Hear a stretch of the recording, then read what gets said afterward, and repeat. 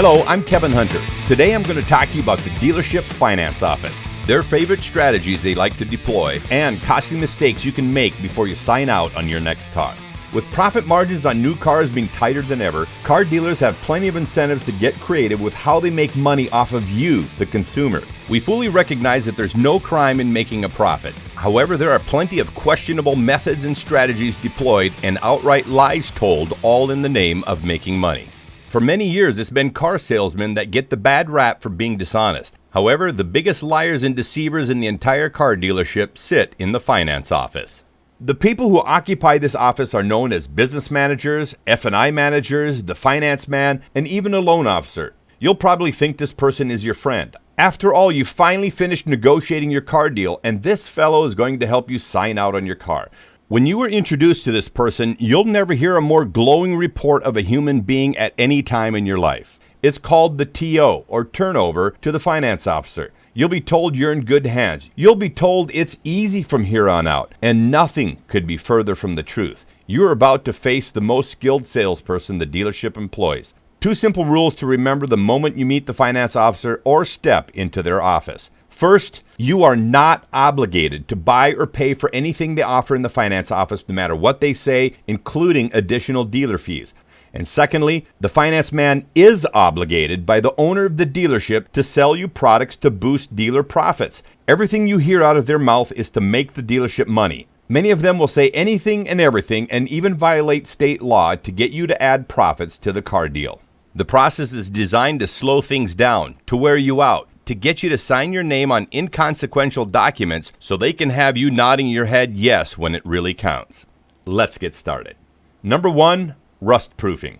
It's a proven fact that a new car coming off an assembly line anywhere by any automaker does not need rust proofing. In fact, several automakers actually void the factory corrosion and perforation warranty if the car is undercoated by a third party. The reasons are quite simple. Dealer-applied undercoating have been known to plug drain holes designed in body panels, thus preventing them from getting rid of water accumulated from rainfall or other exposure to moisture. When a body panel cannot drain, no amount of coating in the world can save it. So why do dealers sell it anyway? Simple. Huge markup. Dealer-applied undercoating ranges from $300 to as much as $1,500, depending on the car and the type of treatment package they offer you. Number 2, fabric protection. A lot of dealers will eagerly pitch you on fabric protection, which is really nothing more than an off-the-shelf spray can applied by a minimum wage employee, and then it's sold to you at $200, $300, $400, or even more. John Nielsen, National Director of Auto Repair and Buying at AAA, states that automakers install high-quality interiors that incorporate materials and fabrics that shouldn't have stain-related issues. If you still think you need that extra protection, all you have to do is buy a $10 bottle of Scotchgard, spray it on yourself, problem solved, hundreds of dollars saved. Number 3, paint protection. The sales pitch on paint protection is amazing. You'll hear something like, "This stuff is used in the aerospace industry and it provides a superior year-round no-wax shine and protects against harsh environments." Sounds amazing, doesn't it?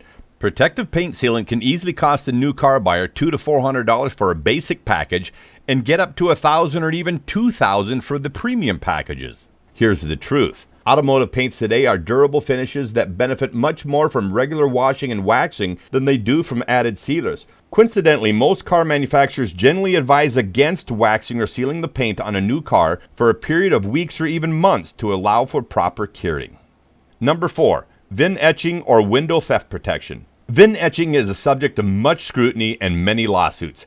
Many dealers no longer sell it, and they call the ones that do thieves or crooks. They are right. VIN etching is nothing more than an adhesive stencil containing the vehicle identification number, or VIN as they call it, of your car. However, when the finance man talks to you about it, you'll believe the police will find your car with it, that it can't be uninstalled, that you must pay for it. This is all nonsense. There are tons of claims about VIN etching and most of it is bogus. So why do they sell it? Again, pure profits. Window etching is commonly sold from $250 to as much as $600, and sadly, most consumers have no idea they even bought it. For those of you who think you still need it, you can go online, buy the kit yourself for $20 to $40 and install it in 10 minutes.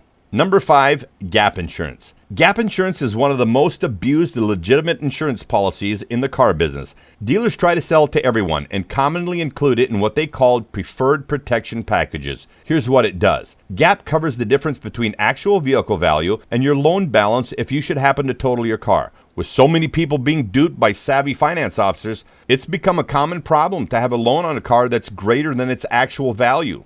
Overpriced dealer gap adds to the inflated loan balance by stinging you for additional $300 to $750. If you really need gap, talk to your own insurance provider first. You'll find out they sell it for $30 to $35 a year. Hopefully, you're a bit smarter than most car buyers and you don't even need gap. Number 6, extended warranties. Warranties are another commonly abused dealer product. As a dealer option, extended warranties can be a good thing in some cases, but to a very limited number of car buyers. Starting at $1,000, they can easily climb to several $1,000s. Here are the problems. First, finance offices routinely lie to buyers claiming that the bank wants you to have one, or they tell you this is what most people go with. They're lying and they're not looking out for you. And secondly, many warranties aren't worth the paper they're written on. I've been personally involved in several cases where full coverage warranties only paid a fraction of the cost of repairs, and in some cases, the customer lost their vehicle entirely, destroying their credit in the process. So much for being safe instead of sorry. But this is what happens when you believe the wrong people. Here's my suggestion. I have never bought an extended warranty. I suggest you consider cars that have great service reputations, have your car inspected before you buy it, and then put a few dollars away in a savings account if you should ever need it. I've never regretted doing this, and neither will you. For most people, these 3 simple steps will provide greater protection in the long run than most extended warranty plans you find at a car dealer. A final note on extended warranties. If you're watching this video and you've had a great experience with a given type of extended warranty in the past, please list it in the comments below so that other car buyers can make better choices. Knowing who the good warranty companies are is always good for people who think they need an extended warranty. Number 7, the ever popular document fees and delivery fees. When the finance man can't beat you on other things, it's the document fee that gets fatter and delivery fees that get added. Refuse to pay anything over $75 for a document fee and refuse to pay a delivery fee on any used car. If it's a new car, demand to see the dealer's manufacturer invoice on the car. The delivery fee was likely included in the invoice price and is not an additional fee to the dealer. That means you are not obligated to pay it. Don't let the dealer rip you off with any delivery fees you don't have to pay, and nobody should ever pay over $75 for a doc fee.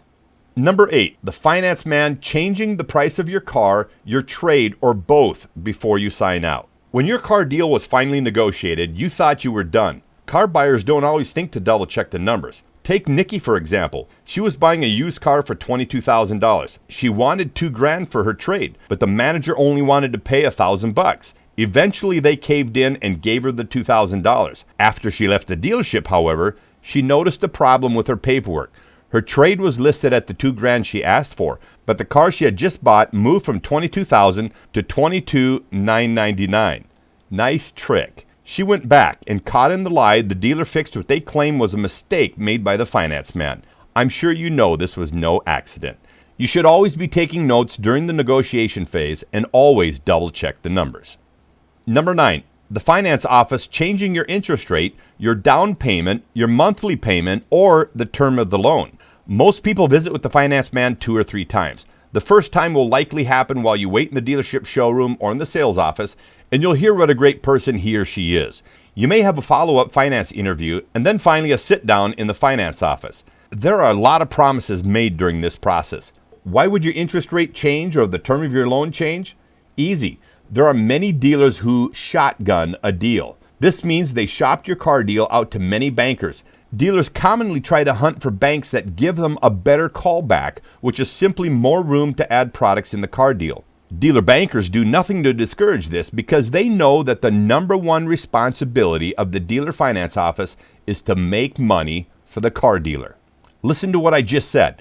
The dealer bankers know that it's the number one responsibility of the dealer finance office to make money for the car dealer. You must verify your interest rate, the cash down payment amount, the monthly payment, and especially the term. You can easily be switched from a 60-month note to a 66-month note while adding in products and maintaining your expected car payment.